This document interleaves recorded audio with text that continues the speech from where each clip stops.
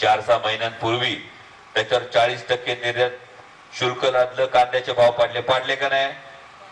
त्यानंतर आता पुन्हा कांद्याला जेव्हा भाव मिळण्याची आशा निर्माण झाली तेव्हा कांद्यावर निर्यात बंदी लादली।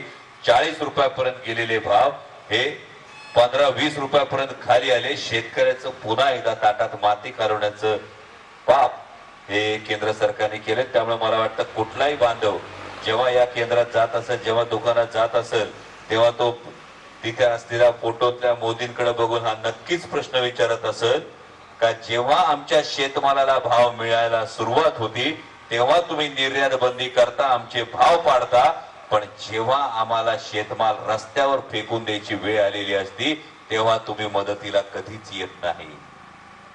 आणि आता अनेक जण असं म्हणतात, सुरेश भाऊ, का विकासासाठी ही भूमिका बदलली गेली म्हणतात ना, बरोबर का नाही? आता विकासासाठी भूमिका बदलणाऱ्यांच्या बाबत एक फार महत्वाची गोष्ट आहे। साधा एक हिशोब करा, दुधाचे भाव पडले 10 ते 12 रुपये लिटरने दुधाचे भाव पडले का नाही? गेल्या 6 महिन्यात 10 ते 12 रुपये लिटरने पडले। एकट्या पुणे जिल्ह्याचं जर दुधाचं संकलन बघितलं तर 26 लाख लिटर आहे। 26 लाख लिटर एकट्या पुणे जिल्ह्यात 10 रुपयांनी भाव पडले जरी म्हटलं ना दादा, तरी सुद्धा दिवसाचं सर्वसामान्य शेतकऱ्याचं नुकसान 2,60,00,000 रुपयाचं दिवसाचं नुकसान होतंय। महिन्याचं नुकसान हे साधारणतः 78 ते 80 कोटी रुपयाचं नुकसान होतं। हे सर्वसामान्य शेतकऱ्याचं होतं।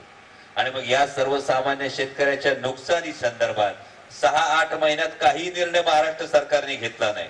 नंतर मागणी व्हायला लागली तर 5 रुपयाचं तुटपुंज अनुदान हे देण्यात आलं, पण ते देताना सुद्धा हात आखडता घेतला। फक्त शासकीय दूध संस्थांना जे दूध घालतात त्यांना फक्त अनुदान, खासगी दूध संस्थांना दूध घालणाऱ्यांना अनुदान मिळत नाही। मला सांगा, हा भेदाभेद कशासाठी? जर 80 पैशाने 1 रुपयाला मिळणारा कोल्ड्रिंक 50 रुपये लिटरने तुम्ही विकत असाल तर आमचा शेतकरी जे काबाड कष्ट करतो त्याच्या दुधाला तुम्हाला रास्त भाव देता येत नाही, त्यातही तुम्हाला भेदाभेद करावा असा वाटतो। या कुठला न्याय झाला? कांद्याच्या निर्यात बंदी संदर्भात आपण शेतकरी आक्रोश मोर्चा काढल्यानंतर या आक्रोश मोर्चावर भारतीय जनता पक्षाचे प्रदेशचे अध्यक्ष